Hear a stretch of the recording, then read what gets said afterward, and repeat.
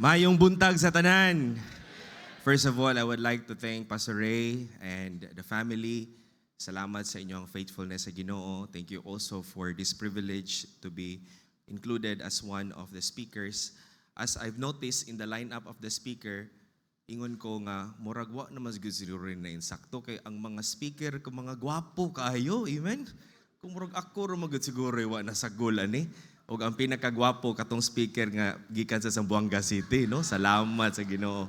And I thank the Lord for all the pastors that are here. Church, salamat kaayo to all the members of the church in Pigkarangan. Salamat kaayo sa inyong pag-host ani nga youth conference. Salamat kaayo sa inyong sakripisyo, sa inyong paghago, and also sa tanan nga mga naa sa kitchen, no? Salamat sa nga nagluto. Taas kamot, nabusog ka sa pamahaw, nabusog ka sa pamahaw. Hala, way nagpataas, wa mo nabusog. Taas kamot, nabusog sa pamahaw, nabusog. Amen. Taas kamot ang nakulangan, naapay gamantika nga humba karong udto. And salamat sa Ginoo nga kani nga church conference kampante kayo ta, no, ang mga young people. Usahay mag-wonder ko nganong ganahan kay mo muanig Pigkarangan. Basin ang tuyo, dili ang wali, basin ang kaon ang inyong tuyo. I hope and pray nga ang tuyo nato karon nga maminaw ta sa pulong sa Ginoo. To all the pastors that are here, I would like to thank you for bringing your young people din sa youth conference. And sa mga young people nga naa dinhi this morning, I would like to remind you that the purpose why the church, your pastor, invested para makaanhi tang tanan, nagasto og krudo, nagasto gasolina, ang uban nato gipang sponsoran og registration, wala ta dinhi para magkiat-kiat. We are not here kay mag-site-site ta kinsa atong last night, mag-site-site ta kinsa akong pangayuan og cellphone number. We are here so that we are going to realize and to refresh ang atong spirituhanong kinabuhi that it is not vain to serve the Lord. We are now living in a generation nga ang mga young people, they are so much busy sa mga butang nga dili mulungtad sa eternidad. And I hope and pray this morning that we can be able, that idea that serving the Lord might be restored sa atong mga hunahuna o kasing-kasing. And so this morning, I want all of us to stand please and let's open our Bibles in 1 Corinthians chapter 15, verse number 58. Just one verse. Usa lang ka bersikulo. One verse. 1 Corinthians chapter 15, verse number 58. But we are going to tackle the whole chapter of verse number 15. This chapter is a lengthy discussion of Apostle Paul as he defended the truth about the resurrection of our Lord Jesus Christ. And I will tell you, if we can only understand that we are serving a living God, it will change our ways or how we serve the Lord. Knowing nga ang imong gialagaran usa ka tinuod og buhi nga Dios. Verse number 58, I want all of us to read. Go. Therefore, my beloved brethren, be ye steadfast, unmovable, always abounding in the work of the Lord, for as much as ye know that your labor is not in vain in the Lord. Ang imong kahago dili kawang diha sa Ginoo. Our labor is not in vain in the Lord. So this morning, I would like to preach on a message entitled, You Can't Go Wrong Serving God. You can't go wrong serving God. Heavenly Father, I pray this morning that in this very simple message, Lord, I pray that the Holy Spirit would convict the hearts of our young people. Thank you, Lord, for Pastor Ray. Thank you for the family, sa mga Sobrabas family. Thank you for the Pigkarangan Church family. Thank you, Lord, sa tanan nga nagsakripisyo, naghago, naghatag sa ilang mga kusog, sa lapi. Salamat, Ginoong Diyos, for this wonderful investment para sa mga young people. Lord, we are struggling. I do believe, Lord, nga dili lang ako, but all the pastors in the present time, Lord, we are struggling with how we can handle or how we handle our young people. Lord, tabangi mi Ginoong Dios. pinaagis imong pulong that Lord madasig ang amo mga young people sa church nga mobalik sa pagpangalagad diha kanimo. Lord, nagampo ko Ginoong Dios nga imong pulong karon mahimong gamhanan, and Lord, I pray that your word would not return void. Bless the preaching, in Jesus' name I pray. Amen and amen. You may be seated, please. Magapanglingkod ang tanan. Attorney Lionel Lucco. Attorney Lionel Lucco, also known as the greatest lawyer in the world. He was in the Guinness Book of World Records as the most successful defense attorney who ever lived. Now, history says that he won 247 murder trials in a row as a defense attorney. But he was a skeptic. Dili siya motuo. He was a skeptic about the resurrection of Christ from the dead. And in my experience, being a law student for almost a year, daghan kaayo kog mga classmates and even mga professors sa Arellano University nga dili gyud sila motuo nga dunay Ginoo. And so, there was a person, one man challenged him and said to him, Attorney Lionel, you're the greatest lawyer in the world. Have you ever taken your monumental legal skill and applied historical record and come to an informed conclusion about whether or not Jesus did return from the dead? Attorney Lionel said, no, I haven't. But he said, I will. And so, Attorney Lionel Lucco spent years investigating the evidence of the resurrection of our Lord Jesus Christ. He went through the different evidences, historical records, historians like Josephus Flavius. He went to all these historical data and he gathered all these things para lang iyang studyuhan o imbestigahan kung tinuod ba gyud nga nabanhaw si Jesus Christ. And notice his conclusion in one sentence. He wrote a summary of his conclusion, and this is what he said. What he said is found in the screen. He said, I say unequivocally, the evidence for the resurrection of Jesus Christ is so overwhelming that it compels acceptance by proof, which leaves absolutely no room for doubt. If you are saved this morning, ayaw gyud kalimot nga ang Dios nga atong gialagaran buhi siya nga Dios. He spent years and then he made that one powerful conclusion. As a human being, we might find it difficult to understand, or we might find it difficult to receive the logic of the resurrection of the dead. Mga kaigsunan, no scientific explanation can fully sustain unsa nga ang patay nga tao mabanhaw pag-usab tungod kay sa atong tibuok kinabuhi. Basta kung ang tao mamatay, that's the end of his life. Never na gyud ta nakakita nga dunay tao nga namatay og isa ka semana nga ningkalit lang og kabuhi pagkasunod semana nga wala na dayon ang iyahang lubong kay siya day buhi day siya nga naa sa lungon. We cannot understand the logic of the resurrection, but mga kaigsunan, let me tell you this morning that resurrection is the truth of the Word of God. It is the truth of the Word of God with an undeniable proof, evidenced by no other than our Lord Jesus Christ. The Bible tells us in verses number 4, 1 Corinthians chapter 15, verse number 4 to verse number 8, and that he was buried, and that he rose again the third day according to the scriptures, and that he was seen of Cephas, then of the 12. Verse number 6, after that he was seen of about 500 brethren at once.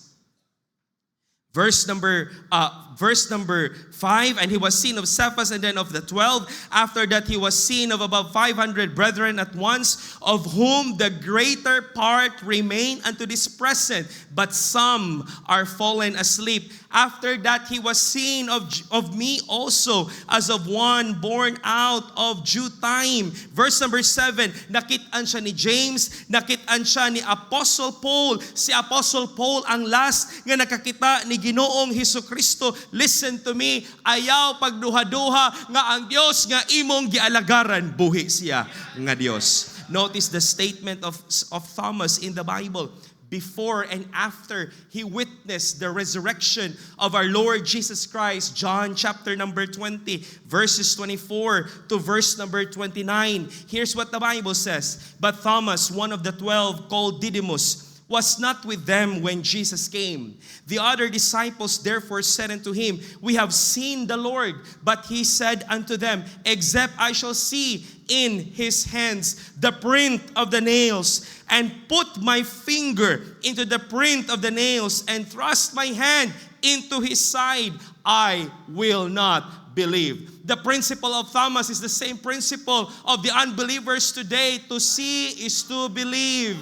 And so one day, mga kaigsunan, the following Sunday, nagpakita na si Kristo sa iyahang mga tinunan. After 8 days, verse number 26, again, his disciples were within, and Thomas with them. Then came Jesus, and the doors being shut, and stood in the midst, and said, Peace be unto you. And then here's what the Bible says. Then saith he to Thomas, Reach hither thy finger, and behold my hands, and reach hither thy hand, and thrust it into my side, and be not faithless, but believing.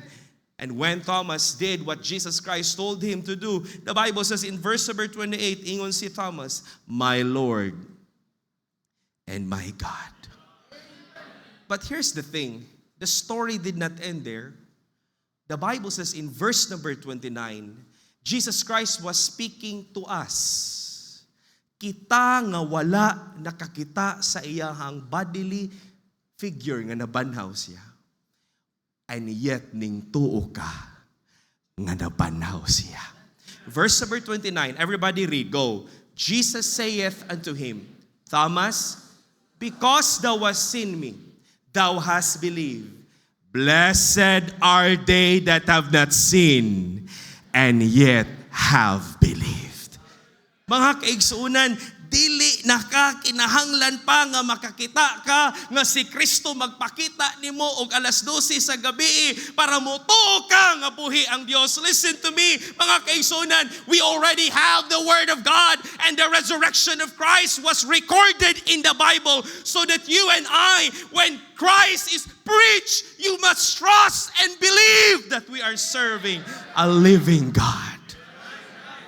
Ang Diyos nga itong gialagaran, buhi nga Diyos. And so Apostle Paul made a conclusion. Therefore, my beloved brethren, be ye steadfast. Say it with me. Be ye steadfast, unmovable, always abounding in the work of the Lord. For as much as ye know that your labor is not in vain in the Lord. Here are the reasons this morning. Why is it that you can never go wrong serving God? Number 1, we have a sure salvation. Sigurado ang kaluwasan. I will tell you this. Do not be confused if you are here this morning and you are newly saved, or maybe you are not yet saved. Let me tell you this.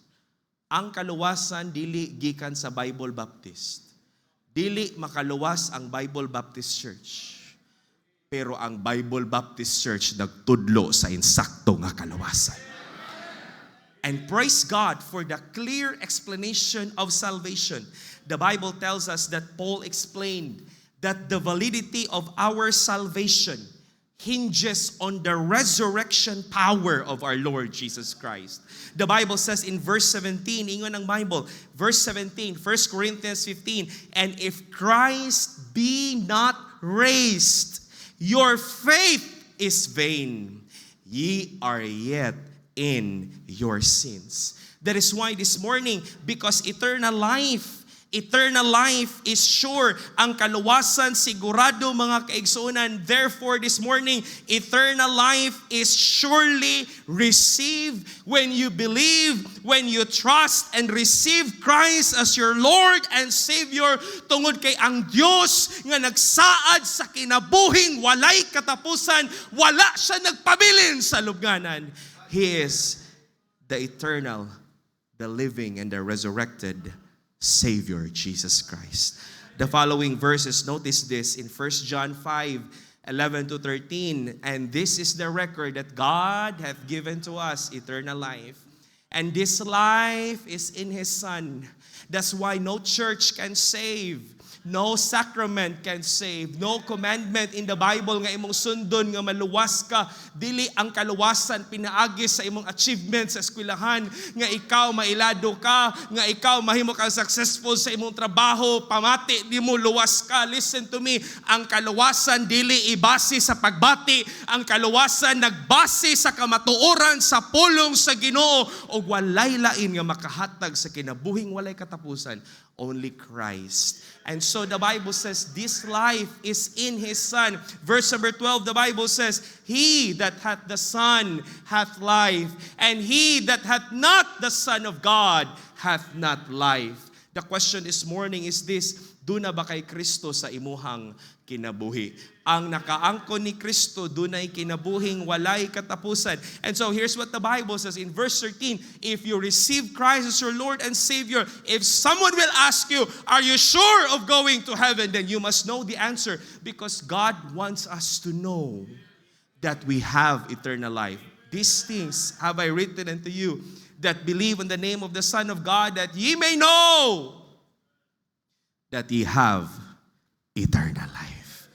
Verse number 20, the Bible tells us in verse number 20, and we know that the Son of God is come and hath given us an understanding that we may know Him that is true, and we are in Him that is true, even in His Son, Jesus Christ. This is the true God and eternal life. That is why this morning, kung tinuod ka nga naluwas, we must be steadfast. We must be unmovable. We must be abounding or always abounding in the work or in the service to the Lord, because our salvation is sure through the resurrection of our Lord Jesus Christ. So that at the end, you will not regret in serving the Lord, but you can surely say, I did not go wrong that I served the Lord. Tungod kay dili gyud di ay yaga-yaga og tiaw-tiaw ang kaluwasan nga akong naangkonan. The Bible tells us, first of all, that salvation is called the gospel.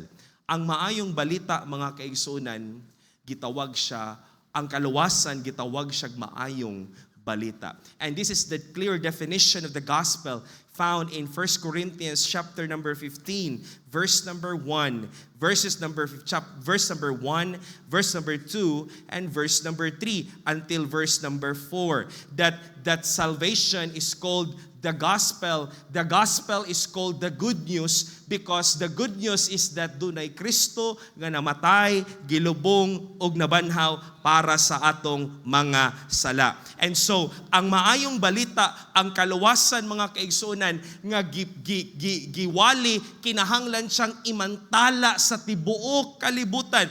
That's why we go out. That's why pastors are encouraging and teaching the young people in the church and to all the people in the church nga kinahanglan mangabig tagkalag, because salvation must be declared by the people. The Bible says in verse number 1, moreover, brethren, I declare unto you the gospel.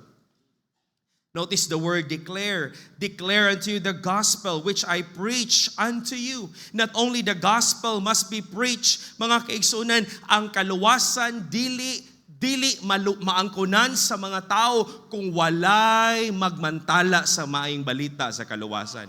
Nobody will save if no one will declare the gospel. That's why ningon ng Bible, after the declaration of the gospel, in verse number 2, pinaagi sa maayong balita sa kaluwasan, the church in Corinth got saved. Verse number 2, by which also ye are saved. Verse number 1, the Bible also tells us that salvation not only must be preached, salvation must be received. ang kaluwasan kinahanglan nimong maangkunan. Could it be this morning that you are struggling with your spiritual life? Could it be nga wala kay pagbati kung makasala ka, murag okay ra sa imuha, kung ikaw magkinabuhi kang dili balaan at tubangan sa Ginoo, murag okay ra nimo, waray magtandog sa imuhang kasing-kasing. Could it be this morning that you are in the church, you are in the choir, you are in the young people's program, but you are not truly saved? Because you think you received, but you did not. The Bible says in verse number 1, moreover, brethren, I declare unto you the gospel which I preach unto you, which also ye have received. I hope and pray this morning that in the duration of the camp, kung dili man gani kasigurado sa imong kaluwasan, young people, listen to me. Will you please settle your salvation in the youth conference? Aron mouli ka sa inyong church nga mangabig kag kalag ug magamit ka sa Ginoo. Number 2, not only we have a sure salvation, number 2, we have a sure service. Sigurado ang pagpangalagad sa Dios. Notice this morning how Apostle Paul, through this letter to the church in Corinth, how he rebuked the false teaching that there is no resurrection. So in the church, naanay mga pagtulunan nga mini, nga nagtudlo, nga dili daw tinuod ang pagkabanhaw. And so that's the purpose of Apostle Paul, why he wrote this lengthy chapter 15, to rebuke the false teaching in the church that there is no resurrection. Verse number 12, 1 Corinthians 15, verse number 12, now if Christ be preached that he rose from the dead, how say some among you that there is no resurrection of the dead? And the reason why Apostle Paul rebuked this false teaching tungod kay ang dili insakto nga doktrina, a false teaching, a false doctrine will affect our manner of Christian living. What we believe, somebody said, what we believe determines our behavior. And our behavior determines what we become in life. Another way of saying what Apostle Paul was trying to imply, he said, what you believe about the future determines how you live now. Kung ikaw nagtuo ka nga ang Dios buhi nga Dios, it will surely make an impact sa imuhang kinabuhing Kristohanon. It will change your way of serving the Lord. It will change your manner of Christian life. Mga kaigsunan, daghan sa mga young people karon nga maglakaw nga walay kaadlok sa Ginoo because they did not believe that God sees them wherever they go. Wadtog mga ngit-ngit nga mga dapit. Unya ang duha ka ulo mahimong isa. Dito sa Muas Pagadian, ang mga ngit-ngit nga dapit sa ilaom sa kahoy na mga motor dito, pero ambot asa ang mga driver o pasahero. Di na lang nako imbestigahon. Kay basin og maparehan ni Cabral. I will tell you this morning,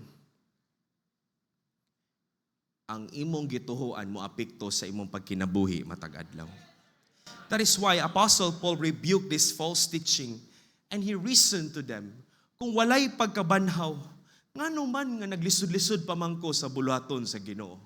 If there is no resurrection, what's the point of my sufferings? If there is no resurrection, what's the point of my afflictions? What's the point nga magkinamatay ko matag adlaw sa buluhaton sa Ginoo? Notice what Apostle Paul said, verse number 29. 1 Corinthians chapter 15, verse number 29. Else, what shall they do which are baptized for the dead? If the dead rise not at all, why are they then baptized for the dead? Verse number 30. Why stand we in jeopardy, in danger every hour? Verse number 31. I protest by your rejoicing which I have in Christ Jesus our Lord. I die daily. Verse 32, if after the manner of men I have fought with beasts at Ephesus, what advantage it me if the dead rise not? Let us eat and drink, for tomorrow we die. What's the point ng mga lagad ko sa Ginoo? What's the point ng magpainit ko, maghago-hago kog biyahe matag adlaw just for the sake of preaching the gospel? Muundang na lang ko, mangao na lang ta, muinom na lang ta. Kay mga matay raman day ta, unya mo raman day na ang kinabuhi. Dili ba usayeng unaan na ang hunahuna sa mga Kristohanon?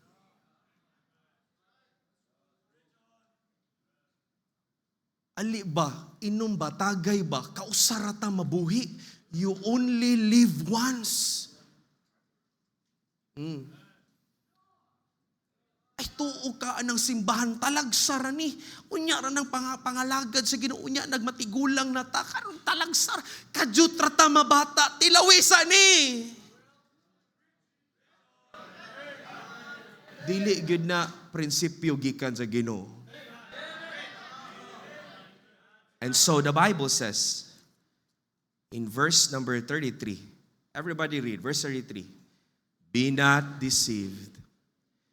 Evil communications or evil teachings corrupt good manners. Verse 34, awake to righteousness. Pagmata! Pagmata sa pagkamatarong, and see not. For some have not the knowledge of God. I speak this to your shame. Because of the truth of resurrection, Paul made it clear that we must be steadfast. We must be abounding in the work of the Lord. Kay ang Diyos nga imong gialagaran, ang Diyos nga imuhang gialagaran, buhi siya nga Diyos. And because He is alive, I will tell you this. Because He is alive, nakakita ang Ginoo sa imong kahago. And because we are serving a living God, He sees your life, my life today. He sees our daily walk with Him every day. Nakakita siya sa imuhang pagpangalagad. Nakakita siya sa imuhang pag-involve sa ministry sa Ginoo. Nakakita siya nga ikaw nagbarog ka. Nakakita siya nga nagbuhat ka sa insakto o ning-refuse ka sa mga butang nga dili makahimaya sa Ginoo. Nakakita siya nga ikaw ning-sunod ka sa pulong sa Ginoo. Nakakita siya nga imong gihatag ang imong kinabuhi sa Ginoo. And at the end of this life, you can say, I did not go wrong that I gave my life to the Lord. Buhi man gyud ay ang Ginoo nga akong gialagaran. Sigurado ang pagpangalagad sa Ginoo. I will tell you this. Manarbaho ta, mangita gyud sigurado nga trabaho mo nang manulod gyud tag gobyerno. Kay para anig-retire na to, na atay pensyon nga madawat. Maayo ang ato ang pag-retire na to. Sigurado ang sweldo kada bulan. Maningkamot kita nga manigurado tagpagpangalagad. Pero naapay masigurado sa pagpanarbaho sa gobyerno. Ang pagpanarbaho sa buluhaton sa Diyos. Notice the following verses. In verse number, Ecclesiastes chapter 12, verses 13 to 14, let us hear the conclusion of the whole matter. Fear God and keep His commandments, for this is the whole duty of man. Basi naapa din nato galing ko og naminaw, sayang nga oy nganong wa man ko nakatilaw og inom oy. Sayang nga oy nganong wa man ko nakatilaw og sigarilyo. Sayang nga kayo nganong wa man ko nakatilaw og pang-chicks. Sayang nga kaayo oy nganong wala man ko nakatilaw og drugs. Ayaw nagsulay. Dili kaluoy kung wa ka nakatilaw anang mga butang. For this is the whole duty of man. Verse 14, notice what the Bible says. For God, everybody read, go. For God shall bring every work into judgment with every secret thing, whether it be good or whether it be evil. Apostle Paul made this one important statement in the Bible in 2 Corinthians chapter 5, verses 8 to 10. For we are confident, I say, and willing rather to be absent from the body and to be present with the Lord. Ingon sa Apostle Paul, wherefore we labor, that whether present or absent, we may be accepted of Him. Verse number 10, notice what the Bible says. Ayaw gyud mo kalimot niini. Verse number 10, everybody read, go. For we must all appear before the judgment seat of Christ, that everyone may receive the things done in his body according to that he hath done, whether it be good or bad. Wa baka mahadlok ani? Di kamatay na to, di gyud na mo i-end sa tanan. Kay ang Dios nga atong gialagaran, buhi nga Dios. Og dili niya kalimtan ang imong kahago para niya. Hebrews chapter 6 verse number 10, for God is not unrighteous to forget your work and labor of love. Usay no, mas active pa ang young people sa eskwelahan kaysa sa buluhaton sa Ginoo. Tanan nga mga activity, apil gyud ka. Grabe yun. I hope and pray that ang atong mga young people, imong i-priority ang Ginoo sa imong kinabuhi. There was one of our young people who came to me. O grabe niya ka-active sa eskwelahan. Tungod siyang ka-active, napalong ang iyang pagsimba sa Ginoo. And he messaged me and said, Pastor, can I talk to you? And then we went to a coffee shop. Ako siyang gipakaon, gipakape. Unang istoryahan na yung doha. He said to me, Pastor, I'm so busy sa school. Ako ang tanan na responsibilidad na yung mga activity dito sa school. Ako tanan, ako yung mag-prepare. Hakot sa mga gamit. But Pastor, I feel empty. Despite sa ako ang pagpaningkamot, I feel empty. At the end of the day, I felt that emptiness sa akong kasing-kasing. Mga kaigsuunan, listen to me. Dili kawang ang pagpangalagad sa Ginoo. I'm not saying nga dautan nga mahimo kang cum laude or with highest honor. But please, kung unsa atong mga naabot aning kalibutana, taman ra na aning kalibutana. Pero unsa imong gibuhat sa Ginoo, mao na ang mulungtad sa eternidad.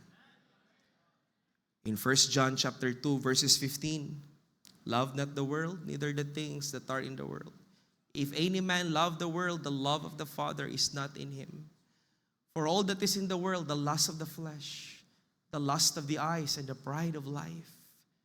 I notice, check your purpose sa imong kasing-kasing. Unsay tumong nimo sa imuhang paghago matag adlaw. I notice all these things are present. Para lang naakay ikapakita sa Facebook, I graduated as I am. Congratulations, and daghan kay kag likes, and daghan kay mag-comment, and proud kay ka, and lipay kay ka, and paghuman sa isa ka semana, mahupas na ang kalipay. Because the Bible will never go wrong. In verse number 17, and the world passeth away, and the lust thereof. Ang pagkinabuhi sa sala, kadyot ra gyud na kaayo. Wa ko kakitag yang people nga nagbuhat og sala nga nagkatawa pag-abot sa unahan. Wala ko kakita. Wala ko kakita Kristohanon nga nagbinuang, nga naglipay-lipay pag-abot sa unahan. Ang akong nakita, mga kaigsunan, ang mga Kristohanon nga nagbinuang, ang pagmahay tuwa sa unahan. Naguba na ang ilang kinabuhi, naguba na ang ilang pamilya, naguba na ang ilang relasyon sa iyahang bana o asawa, naguba na ang ihang lawas. Because ang kalipay sa sala, the pleasures of sin is only for a season. But notice what the Bible says. Notice the last phrase. Everybody, but he that doeth the will of God abideth forever. Number 3 and the last. Not only we have a sure salvation, not only we have a sure service, and number 3 and the last, we have a sure second life. Paul made it clear that there is an afterlife. Hello? When my father died, I could still have a picture of his face sa ako ang huna-huna. When my father was about to pass away, nagatinga na ang akong papa, maglisod na siya ginhawa. I was there. I've seen everything. Until his last moment sa iyahang kinabuhi. Nga nagmamatay ng tao, muan ng tao.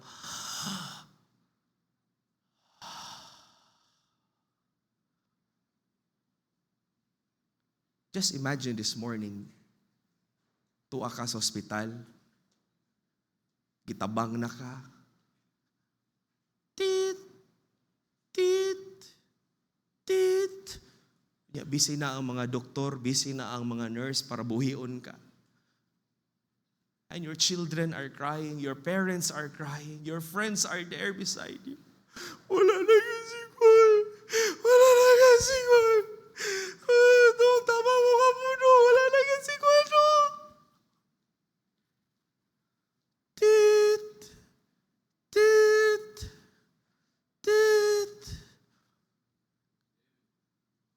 Dili jud ka magunahuna nga kung naa na ka ana. Nganong wala man ko ning kamot sa eskwelahan oy, dili gid na mo inasimong hunahuna. Nganong wala man kay ko nag-overtime sa kong trabaho oy, dili gid na mo inasimong hunahuna.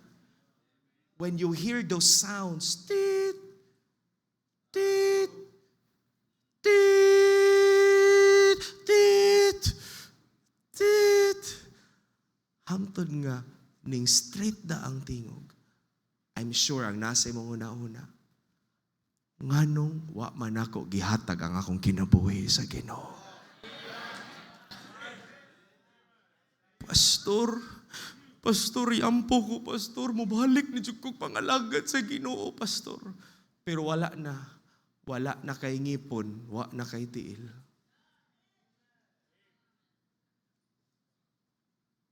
Dunay pastor, nagwali siya. Mangalagad to sa Ginoo. Kung kinsa ang gustong muhatag silang kinabuhi sa Ginoo, I need this altar. Walay ni forward. Ang tanan ng luko, naglingkod. Wagin. Utrohon ako pagstorya kung gusto mong mangalagad sa Ginoo, come to the altar and give your life to the Lord. Sa likod doon ay tigulang nga naginahinay og adto dito. Ug ang tigulang ning luhod kay ang ihatag yang kinabuhi sa Ginoo.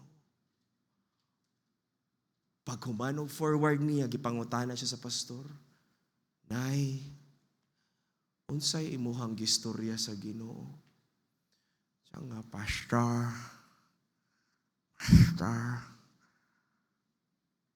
mag-missionary ko. So, Nay, wala namang kay ngipon, Nay. Ano din yung pag-missionary, Pastor, pinaakay din na.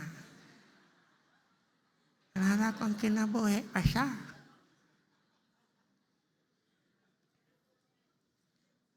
Don't you realize this? The moment, the only thing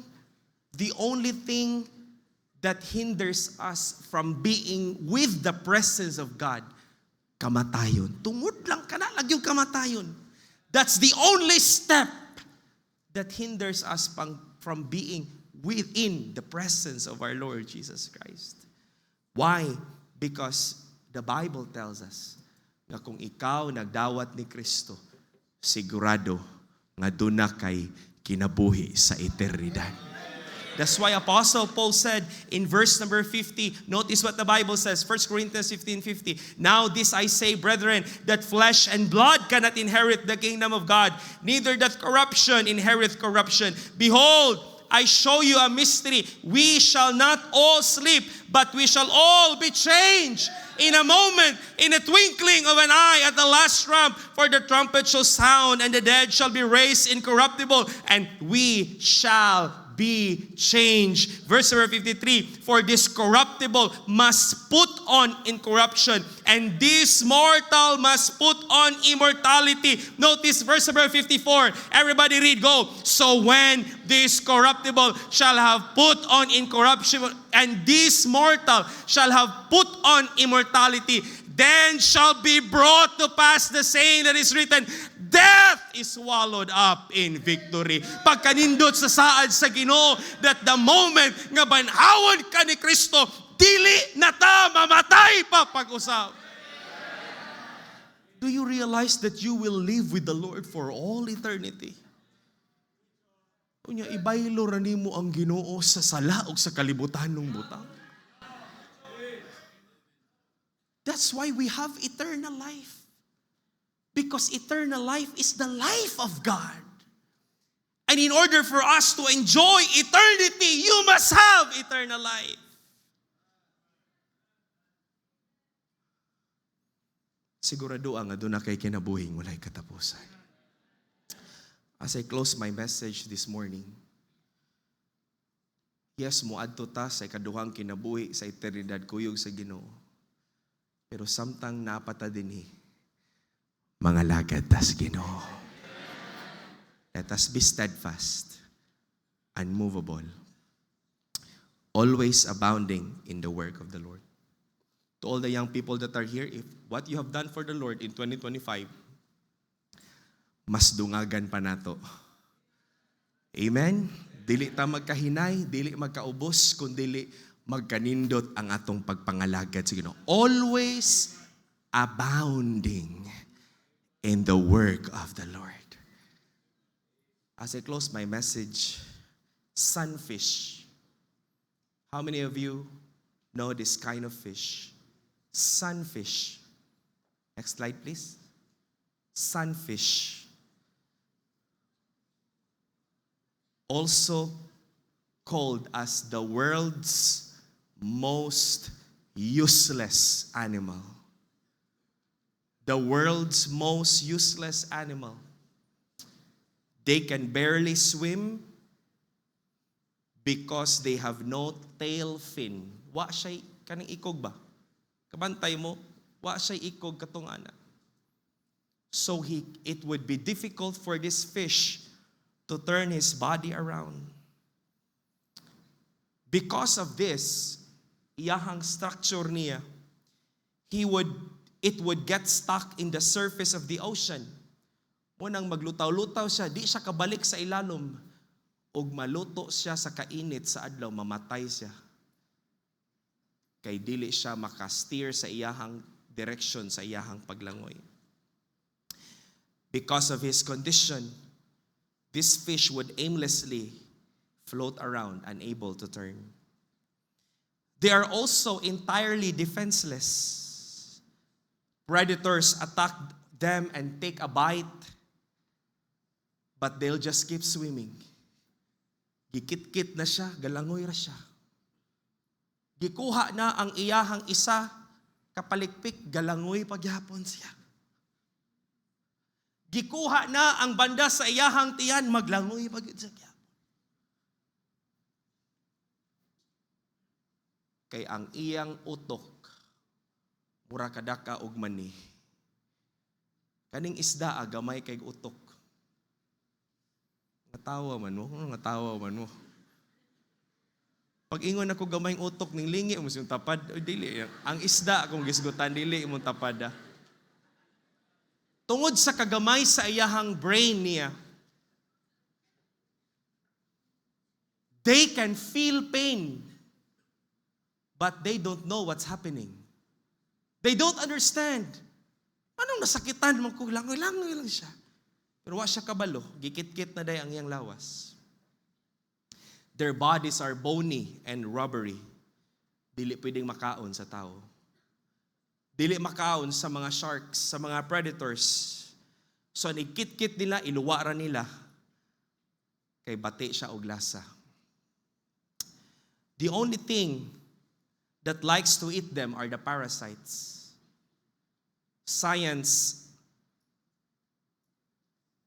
says that sunfish typically have over 40 different species of parasites living on their bodies.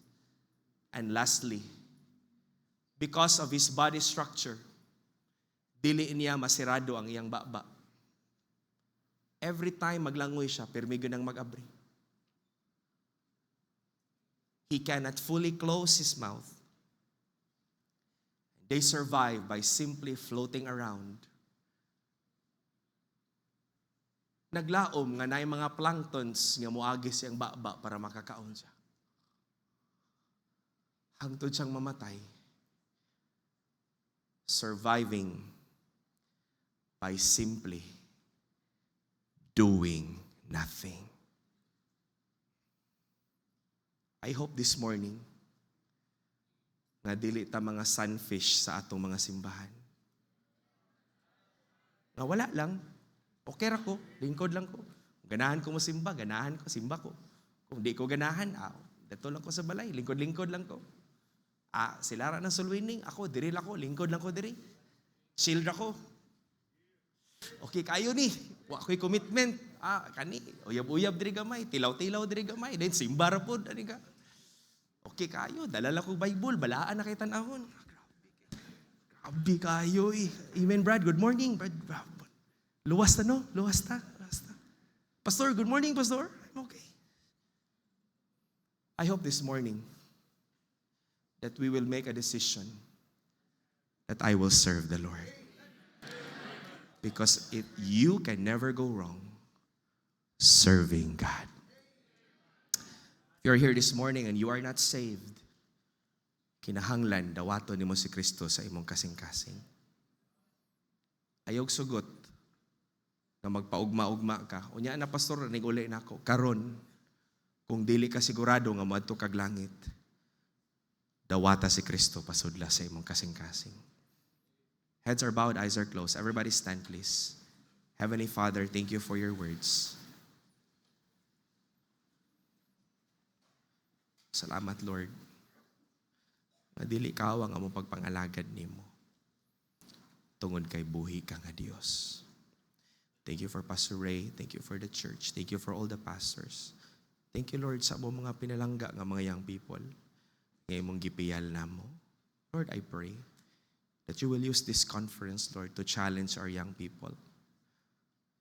That we would not like be that sunfish that wandered aimlessly. But Lord, we will make a decision. From this day and forward until we die, you will find us serving you. In Jesus' name I pray. Pastor Ray, welcome. Thank you, Pastor John. I've been standing. No one is looking around. Just bow your head and close your eyes while the piano will play very softly. Now I'm praying sa Ginoo nga ganina buntag nga dunay ma-save. I know daghan pa mga young people bisan na ka sa church pero wala ka nakasiguro sa imong kaluwasan. Ang baptist dili maoy paagi nga maluwas ta. Baptist cannot save you even you are baptized. Maybe God speaking to your heart. Mao na pinaka-importanting butang sa imong kanabuhi. Siguruhon nimo ang imong kaluwasan. Kung wa nimo tinudanay na dawat si Jesus Christ nga imong bugtong og personal nga manuluwas, you are not saved. Maybe your family, they're Christian. You came to the church every Sunday, but actually you know in your heart that you are not saved. How about if God will come this morning? Are you sure? Usahay sa inyong kinabuhi, inyong gi-assume because Nag-ana ka sa simbahan, si kag simba, baptist, luwas na ka. No. Search yourself, probe yourself. If God's speaking to your heart, just bow your head and close your eyes.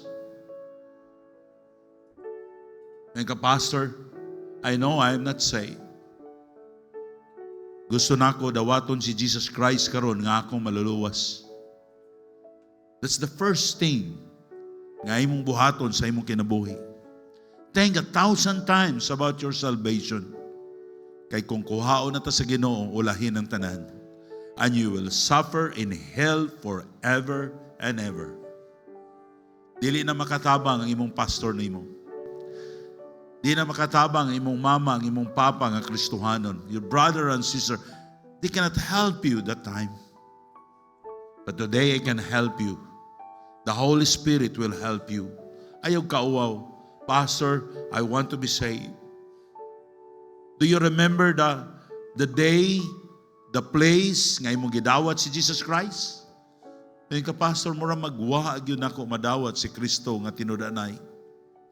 If God's speaking to your heart, just raise your right hand. Now, bow your head and close your eyes. No one is looking around. Ipataas lang imong tuong nga kamot. Ngayon ka, Pastor, I want to be saved. Ako dawaton si Jesus Christ karon nga akong maluluwas. Ana ba? Ana ba? Yes. Adunay mga kamot nga akong nakitaan. Ibutang lang imong kamot just right there where you stand. Sunod nining nga sinner's prayer nga akong pagahimuon karon. Sunod nining sinner's prayer nga akong pagahimuon karon diha sa imong gitindugan. Sunod nining nga pagampo. If you want to accept the Lord Jesus Christ as your Lord and Savior, sunod nining nga pagampo nga akong pagahimuon karon. Ginoong Hesus, salamat kayo sa imong pagpakamatay sa cross. Pasaylo ako sa akong mga sala. Ako kang dawaton karon nga akong maluluwas. Please come to my heart and save me. Kung imong gidawat si Jesus Christ today, nahimo kang anak sa Diyos. Na mga Kristohanon, we will continue to give the invitation while the piano will play very softly. Now, Christian, if God's speaking to your heart, why you will not come to the altar, kneel down to the altar. You cannot be wrong serving the Lord. Ani sa tubangan, you cannot be wrong kung manay ka sa tubangan. Ka, Lord, here's my life, use me. Now, ani sa tubangan, just kneel. I know we have a very short space. There is a palihog ko, mga pastors, can you help them to come to the front? We have no enough space. Let's come. Let's come. Let's come. Christian, mga young people, gusto mong nindot nga kinabuhi, ihatag sa Ginoo ang inyong kinabuhi. God has a great, great plan sa imong kinabuhi. Ali ka mo, just give your life to the Lord. Lord, there's my life. Dili gyud ka masayop kung muhatag ka sa imong kinabuhi sa Ginoo. Maybe some of you cannot, come or dinhi sa atong atubangan because we have no enough space. Ang inyo lang buhaton, just pray din ha. Amen. Ang Ginoo nagatinguha siya sa kanato ang atong kinabuhi atong ihatag sa Ginoo. Amen. Daghang salamat. Daghang salamat. Let's come. Ano na pa ba? Diya sa inyong lingkod, just move a little bit. Diya sa imong gitindugan. And just pray to the Lord. Just continue to pray to the Lord. Lord, here's my life, use me. Dili gyud ka magmahay kung imong kinabuhi, imong ihatag sa Ginoo. That's our purpose for having this conference. That God will speak to your heart. Let's pray. Our Heavenly Father, we thank you so much, O God. It was a great message, Lord. You cannot be wrong. The title of the message, O God, nga dili kami masayop, Ginoo, kung mga lagad kami diya kanimo.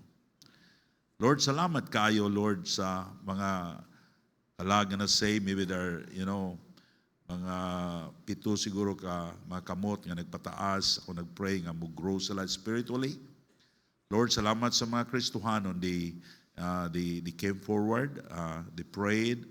Lord, wala ko kita sa ilang kasing-kasing, but you know, God, sila Ginoo gusto mo hatag sa ilang kinabuhi diya kanimo. Lord, thank you sa ilang kinabuhi. Lord, I pray that you will bless their hearts, O God. Tagay sila Ginoo og grasya sa pagsunod diya kanimo. Lord, salamat ni Pastor John Mantos. Salamat sa iyang kinabuhi, Ginoo, paggamit nimo niya. Tanan akong gipangayo. In Jesus' name I pray. Amen. Thank you. Thank you. Salamat sa inyong pag